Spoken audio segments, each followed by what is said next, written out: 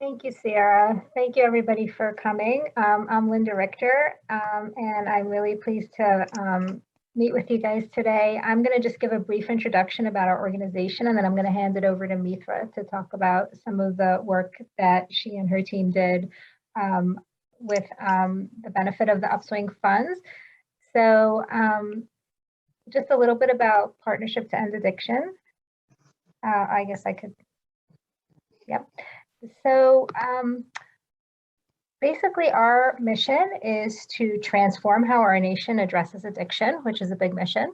And we do so by empowering families, advancing effective care, shaping public policy, and trying to change culture around substance use and addiction.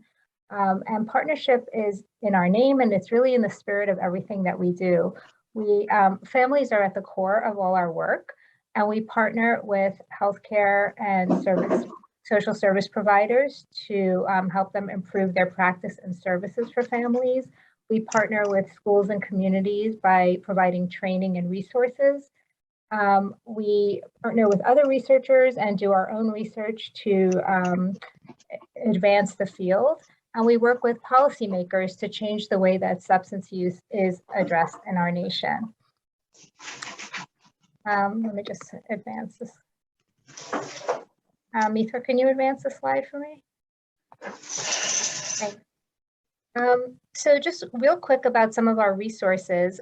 We have a suite of resources that are aimed at helping families.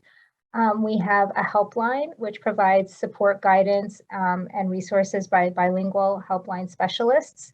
And they can help develop a personalized plan for a family who is at any stage along the continuum of caring for a loved one with either in terms of preventing substance use, treating, recovery, etc.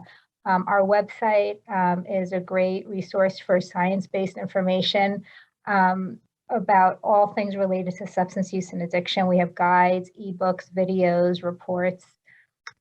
We also have a text messaging service called Help and Hope by Text, where families can receive supportive messages, as well as concrete information and resources that get sent straight to their mobile devices.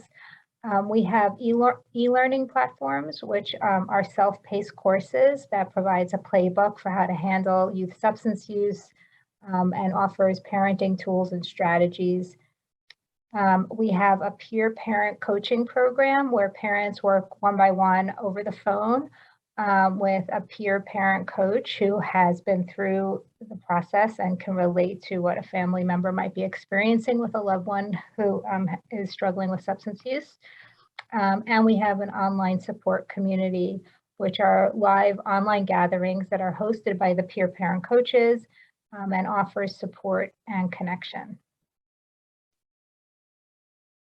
So now I'm going to hand it over to Mithra, who is going to present some of the work that she and her team and colleagues did through Upswing. Thank you so much, Linda. And thank you so much for having us here. This is really great, especially because, you know, the grant from the Upswing Fund was responsible for all of the work that we were able to do in supporting the LGBTQ+ community, which is a cause that's, you know, really close to me and to our organization. So really excited to be here. So before I jump into the work that we were able to do with the Upswing grant, I just want to give a few quick tidbits, a little primer on how addiction impacts the LGBTQ+ community specifically. I'm sure it's stuff that many of you are familiar with, but just kind of establishing why we thought this work was important to do in the first place. So basically, a lot of research and increased research in the past several years shows that people who identify as LGBTQ+ may be more likely to use and subsequently misuse substances or experience a substance use disorder. You can see some data on the side here from SAMHSA from a study they did in 2015, but there's increased research since then. The reason for this increased risk is due to, or can be associated with, a concept called minority stress, which refers to the additional stress that a marginalized population might experience due to stigma and discrimination. What's really important to establish is that this risk is not inherent to an LGBTQ+ person's identity. So just because someone is LGBTQ+ doesn't automatically mean that they are going to be more at risk for substance use. It just refers to the result of external stressors that can impact mental and physical health. These can include experiencing prejudice events, the expectation of rejection or discrimination, having to conceal someone's sexual orientation or your gender identity, internalized homophobia. All of that can compound and create mental and physical health issues. And substance use can emerge as a coping mechanism for stigma and discrimination. So this is just one way that this risk is contextualized that's, pretty prominently seen in the research. And kind of focusing specifically on LGBTQ plus youth and addiction, especially because the Upswing Fund, works with adolescents, and at our organization, because we work with families, often we find that we are working with, prevention and, adolescents, and especially with Linda's work on the prevention paper, just kind of honing in on this population specifically. Research, as far back as 2008, which was one of the first studies done to associate substance use and sexual minority youth. It's found that the odds of substance use can be significantly higher. This one study found that it was 190% higher. More recent study and analysis of youth versus behavior survey data found that sexual minority adolescents could be as much as 1.2 times more likely to report lifetime substance use. There's data in 2018 that suggests that substance use was also higher amongst sexual minority and transgender adolescents. And other very prominent research organizations and organizations that support LGBTQ plus youth have found, such as the Trevor Project, have found that sexual minority high school students might be more likely to report substance use. Not on this slide, but also important to establish is that certain members of the LGBTQ plus community might also have an increased risk just based on their own experiences and stigma and discrimination that they might face. For example, transgender youth can be at significantly higher risk. Bisexual youth, especially bisexual women and sexual minority women, face certain stigmas within the LGBTQ plus community as well as outside, and their odds of experiencing addiction may be significantly higher in general. And similarly, sexual minority and gender minority youth of color can experience very specific stigma discrimination in different communities and experience intersectional and compounding stigmas that can lead to that risk. And I'm happy to share more research and everything.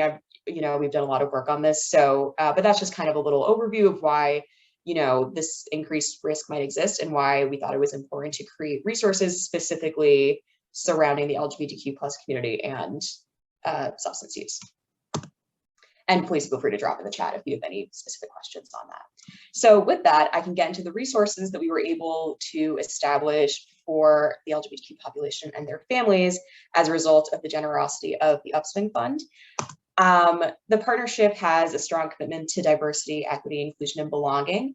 And as part of this, we adopt practices that promote DEI and create an environment, engaging activities that reflect these values. And one of the aspects of this commitment was our ability to establish the Service Equity and Inclusion team last year, which is created through the generosity of two great funders. One, of course, the Upswing Fund, the other, the Mother Community Health Foundation, which helped us work on resources for the Spanish-speaking community.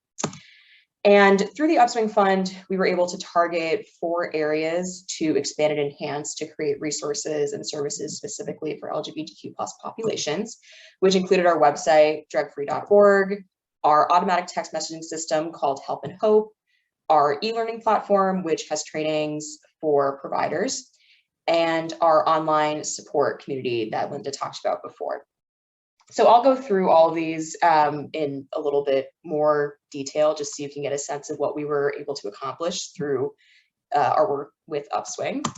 So the first was we were able to establish an LGBTQ plus homepage or microsite on our website, drugfree.org, that basically helped us expand our online resources. We have a lot of amazing new articles for parents and caregivers. It's a landing page that hosts all of our webinars and other resources. And if it's okay, I can very quickly take you on a little tour of the homepage and just show you the different resources that we have available on there. So let me just briefly stop this share and I will reshare.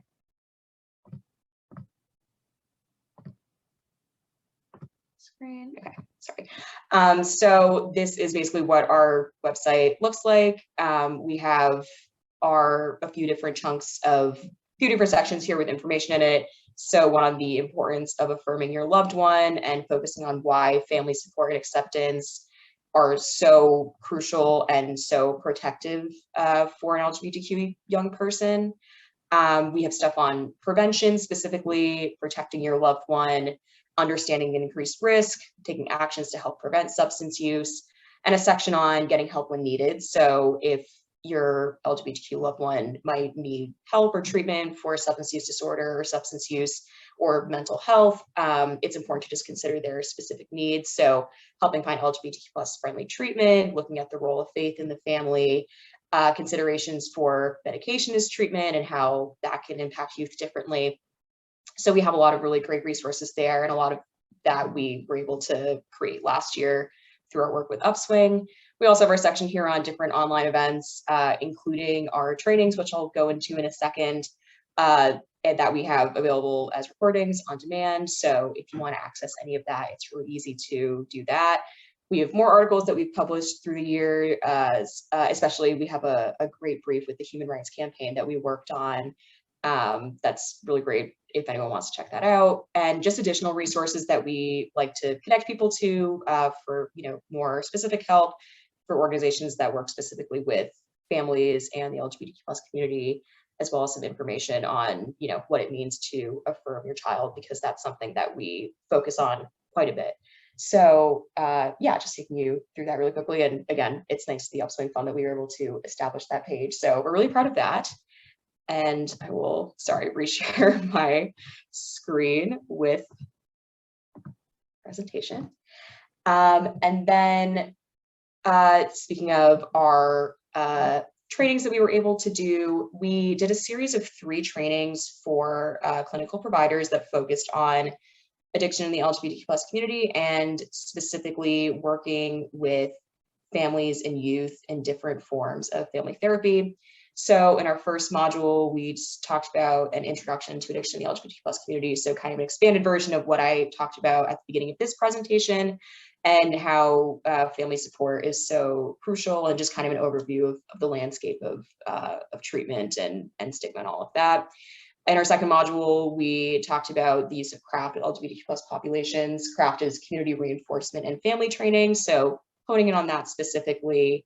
In our third module, we took a look at using family therapy specifically for LGBTQ plus populations. So that was really successful, and we got a lot of great feedback. And as you can see, I'll put the link to all of them in the chat after I'm done, but they're available on demand, so for free. So you can just have to register for them on our website. You can download them and watch that as many times as you want. We also established an LGBTQ plus specific online support community group within our online support community that Linda talked about earlier. And we were able to form a support group specifically for families of LGBT plus individuals who are experiencing or may have experienced substance use or substance use disorder. And this has been really great just to establish a community, and we have parent coaches who work, who have specific experience and have LGBTQ plus children, and so that's been a really great thing for us to have and establish. And then we have our Help and Hope by Text program. Our Help and Hope program is an automatic text messaging system. So essentially someone will fill out what we call our universal assessment just to get some information about them. And if they identify their loved one as LGBTQ+, they'll receive some specific messages across different tracks, such as our prevention track, our medications for addiction treatment track. I think we had 4 or 5 tracks in total that we were able to put these specific messages on, and just talk about topics, like affirmation and family acceptance, information on how to find treatment, how to find affirming counselors, just things that, a loved one might want to know, some extra support and just some extra facts that they receive every few days or however long they're receiving messages from us.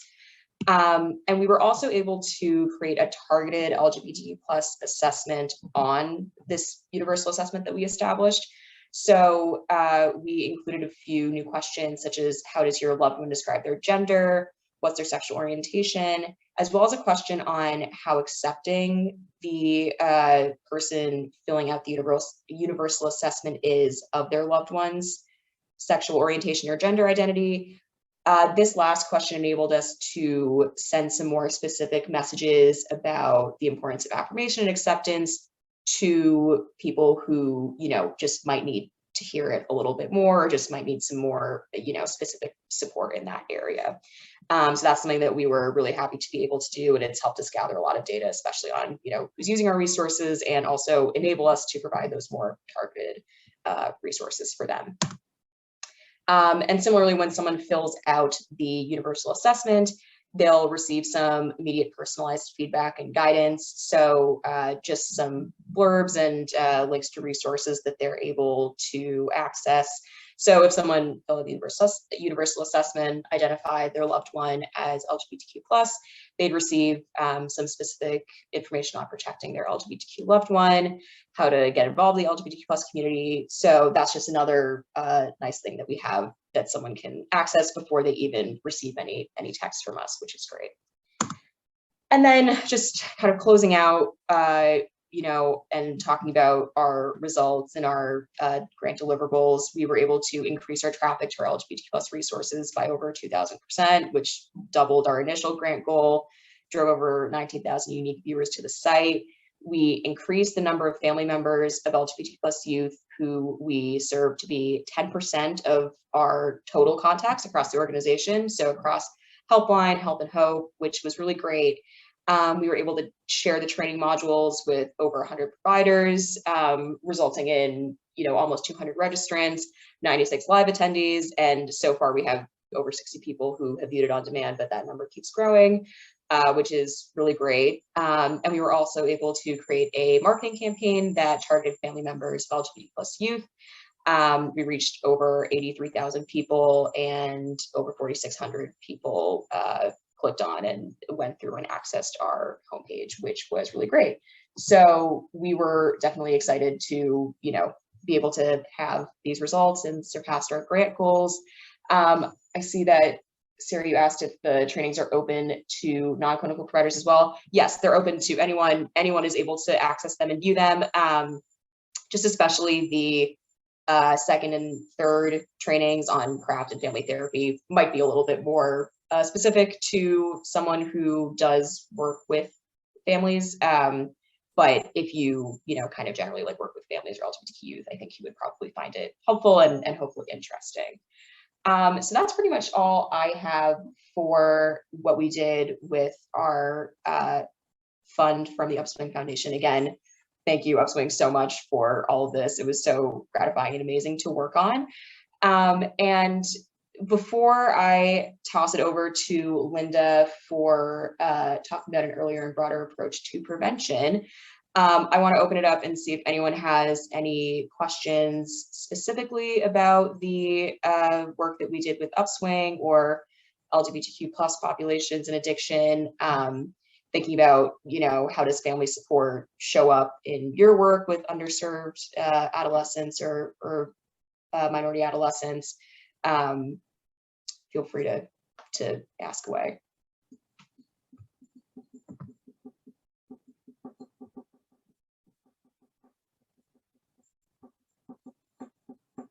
And if you don't, it's also okay.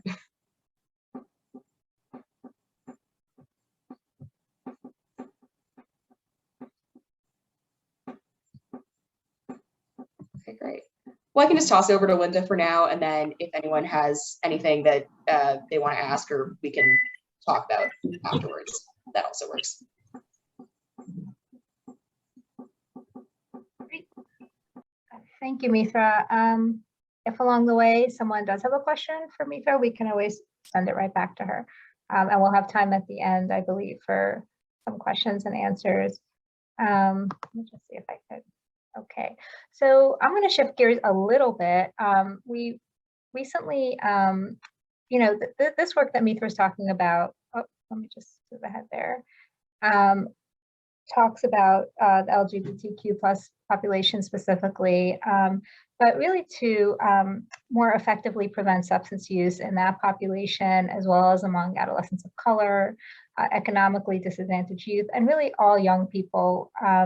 We really need to rethink, broaden, and expand our approach. And what we did was recently published a report, the one that you see on the left of your screen. It's called Rethinking Substance Use Prevention, an Earlier and Broader Approach. That's actually a hyperlink on the bottom. I'm not sure if you guys are going to get the slides, but we could share the link in the chat. This was a long-term project that we were working on that really took an intensive look at the existing research in a variety of fields, not just in the substance use field, but in all of early childhood development related to substance use and not. And so the report presents the research and a policy perspective on current ways of addressing substance use prevention and maybe new ways to think about it. And what you see on the right of your screen is an agenda that we created for our organization to put some of the things that we learned during the course of writing this report and researching the policy and the research around it into action within our organization to kind of broaden the way we address prevention in the United States. So, as you all know, prevention efforts are typically focused on pre-adolescence and adolescence, really.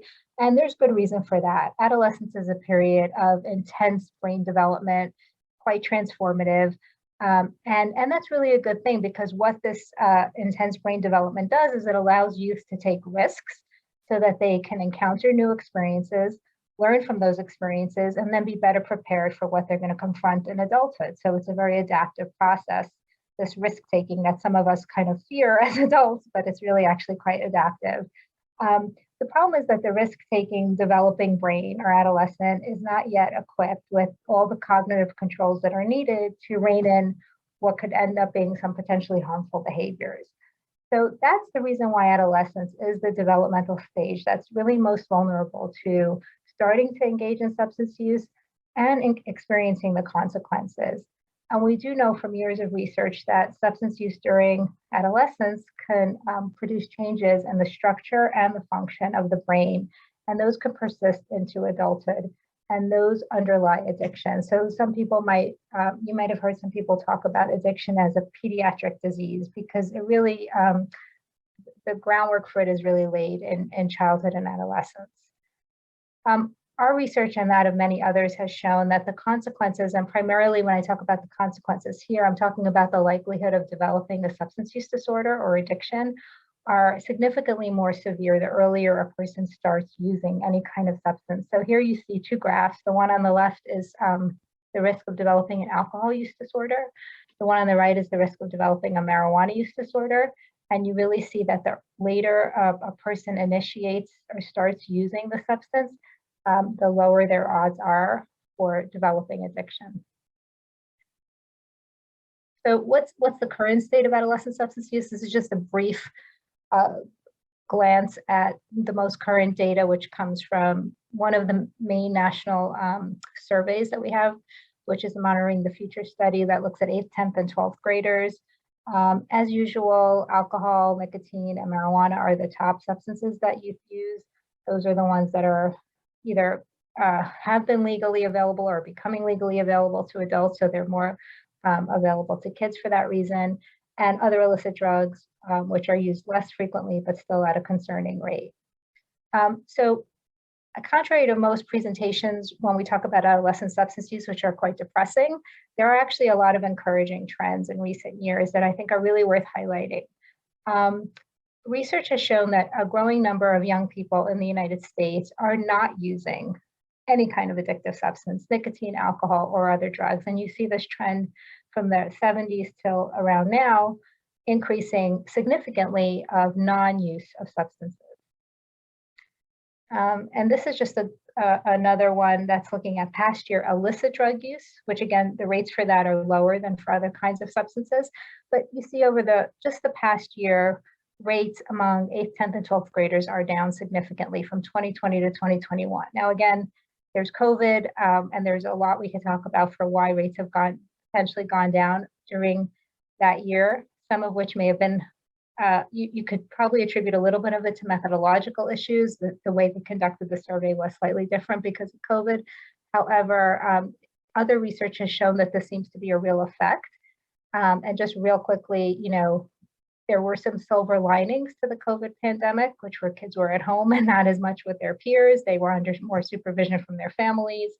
For some kids, there was actually less anxiety and stress because they got to be home, but for many others, there was quite a lot more. So it's really, a lot of variability there. But this is a trend worth keeping an eye on, and hopefully it will continue, although there is some concern that it will reverse because we do know that kids have experienced a dramatic increase in mental health problems, and we know how strongly mental health and substance use co-occur.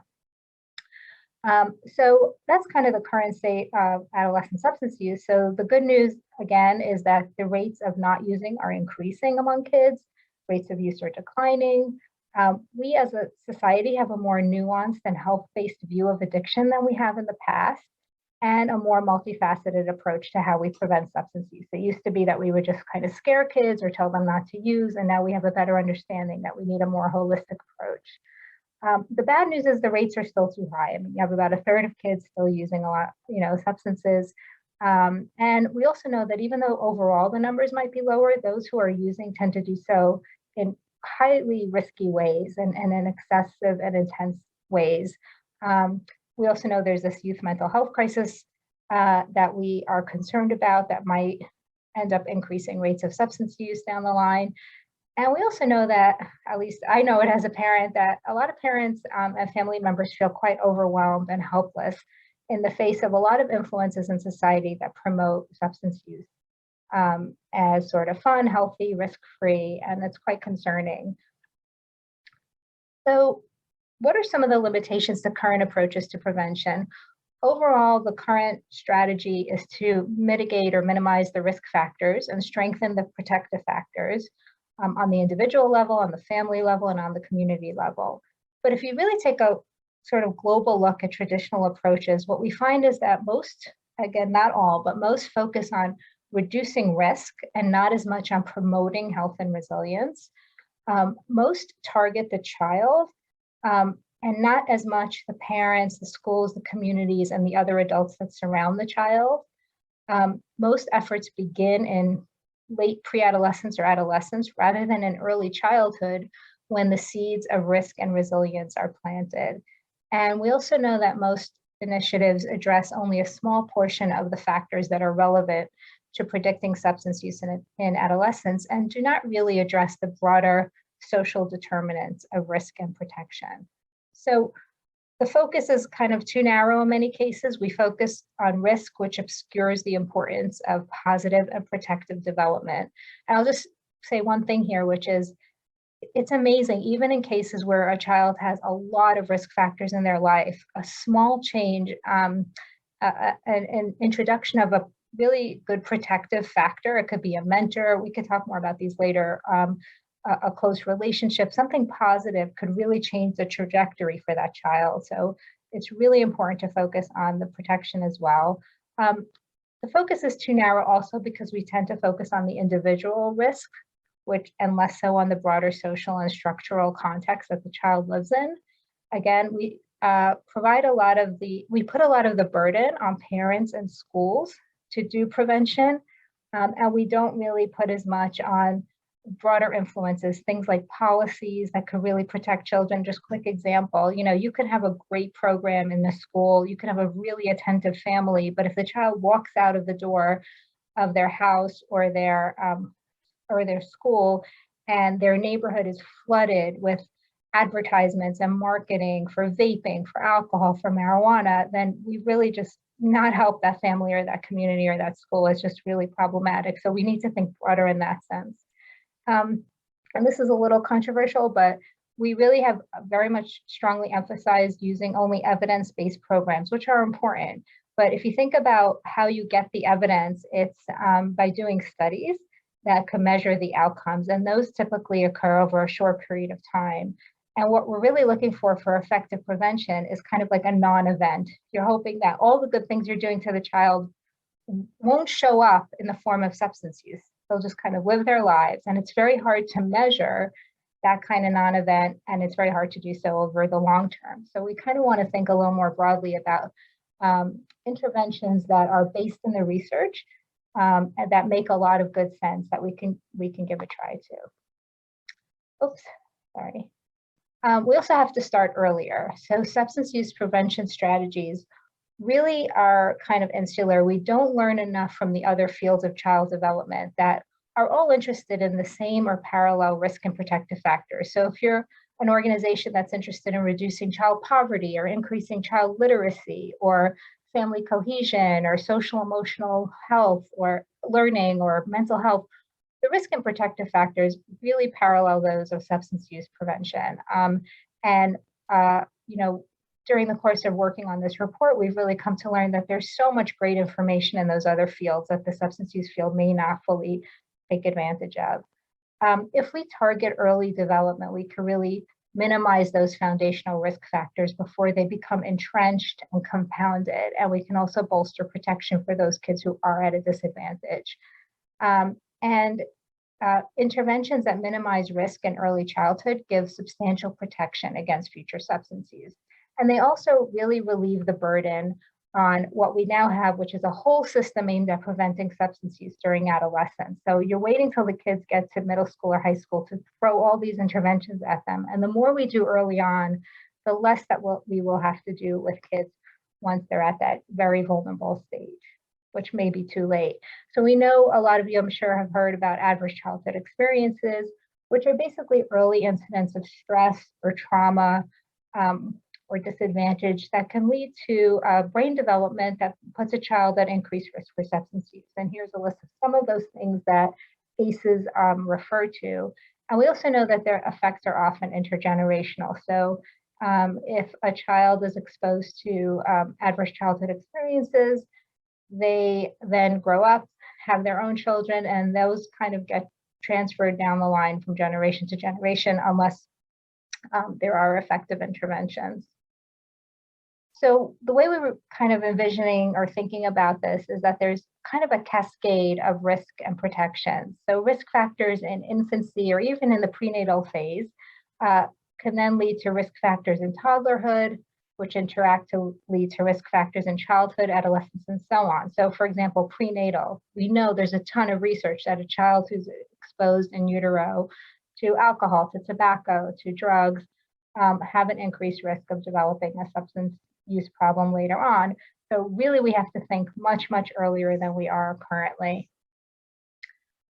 So if you want to think about the risks in infancy and early childhood, and provide a strong basis for substance use prevention starting at that early stage, we would do things that are not typically thought of as substance use prevention. And that's really the main theme here, like things that are not typically thought of within the realm of substance use prevention. So something like ensuring healthy prenatal nutrition for the pregnant parent, that's substance use prevention. Treating parental addiction and mental health disorders. That ensures that a child is growing up in a more stable environment than they otherwise would. That's substance use prevention. Supporting positive parenting practices so that there's a strong parent-child bond from an early age, and so that the child could develop healthy self-regulation and resilience. That's substance use prevention. And then you move into the early middle childhood stage. Again, fostering a secure parent-child attachment, developing the child's self-regulation skills, regulating the child's distress or behavioral problems through warm, sensitive caregiving from the parent or whoever the caregiver is, engaging in healthy discipline, limit setting, providing safety and security. All those things help prepare the child for school, for social life, and for later adolescence, which all serve as effective interventions for substance use prevention. And then when you get to adolescence, it's really important to start identifying kids who are having trouble in self-regulation and resilience and provide interventions at that stage to boost their resilience and social emotional competence, and also to continue working with families to ensure that they have the knowledge and skills needed to establish a healthy parent-child relationship where communication can remain open.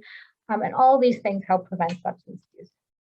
So as you can see, it goes way beyond the classroom discussion where kids are taught why, nicotine is bad for them or why opioids can, ruin their health. This is stuff that goes way beyond that. So in this report that we publish, we offer a whole range of recommendations for this earlier and broader approach. Again, just on a very broad level to broaden the focus. So even though it seems counterintuitive, interventions within substance use prevention are too narrowly focused on substance use. What we really need to focus on are those earlier risk and protective factors that ultimately can lead to substance use, but also a whole other range of outcomes that we don't want for our kids. I really want to emphasize that the current efforts that are out there for prevention are necessary, but they're not sufficient. So I'm not saying we need to ditch what we're doing. We just need to broaden and expand it. We have to go beyond targeting an individual characteristics of the child to include these sort of more structural risk and protective factors. We have to go beyond targeting students and parents and include a broader set of stakeholders and sources of influence in a child's life, and provide a more comprehensive approach to take some of the burden off of parents and caregivers. Really important to also break down some of the silos that now exist between fields, all of which are interested in healthy children. So prevention that's focused on more broader and collaborative efforts. There's so much we can learn from and so many ways we can collaborate with experts in other fields to mitigate some of the systemic problems that increase a child's vulnerability to adverse childhood experiences. And this is more on a policy level, but we're really in a historical moment right now where the government is finally paying attention to these early childhood risk factors and trying to dedicate more funding to ensuring that children grow up in a safer environment with more stability, and develop that kind of resilience and self-regulation that's needed to prevent substance use and other adverse outcomes. And there's so much attention right now to child mental health issues. Again, silver lining of COVID, which was so catastrophic for families, is this broader attention to these very, very important issues of early childhood and adolescence. And this is really an unprecedented opportunity to improve child outcomes through all kinds of initiatives that are traditionally considered beyond the scope of substance use and addiction prevention. So just quick, really strong example was, the child tax credit, which was passed and, during the COVID era and then taken away. For the brief period of time that was in effect, child poverty was reduced by approximately 40% over the course of less than a year, which is just mind-boggling. And we know how strongly child poverty is associated with average childhood experiences and then substance use and addiction. So, just a policy change like that could have had such a tremendous impact on millions and millions of kids. And those are the kind of things that we have to think of when we're thinking of substance use prevention, not just what goes on in a classroom or a family. So here are some of these sort of broader social structural determinants that I was talking about. Things like ensuring that a family has income, food, housing, healthcare stability, and security. That is substance use prevention. That there's quality childcare, paid family leave, so that parents are less stressed and that they could have more effective bonding and close relationships with their children. That's substance use prevention. Again, access to affordable quality treatment for adults who are experiencing mental illness or addiction so that children can grow up in a household that's not scarred by those problems. That's prevention. Supporting parents so that their parenting skills are improved, nurturing child health, education, and mentorship, adult mentorship. Not every child is fortunate to have parents who can help them in this way. So any mentor that's, effective in that sense, that's prevention as well. And of course, effective screening and early interventions. And this is just a nice model. Many of you may have heard of it. It's known as like the Swiss cheese model, which is basically this idea that if you think of prevention as targeting the various levels of risk that a child can face from sociocultural, community, school, family, on the individual level. And if you put these barriers and protections all along the way, you really increase the cumulative protection that a child could face so that they're not exposed to as many risks and adverse experiences. I'll just, these are just kind of quick and maybe we could share these with you. But again, screening and intervention, universal programming so that all kids get these kind of benefits, incorporate families in all prevention efforts, For healthcare providers, again, educating parents, screening kids from a young age, including for ACEs, so that becomes a routine part of visits, counseling parents and children, especially those known to be at higher risk, and providing parenting skill and support. And again, from the policymaker perspective, all the things I was talking about before, not just funding prevention itself, but funding all these other things that we know really help protect children from a very early age. So just like a summary sentence, by intervening earlier and more broadly, we could promote child health, prevent youth substance use and addiction, avoid future drug epidemics, and reduce the damaging consequences of addictive substances on future generations. So some of the support services that we have on our website, we've talked about before, but we have, you know, a whole range of great supports for families. And I think that's it. I'm gonna stop.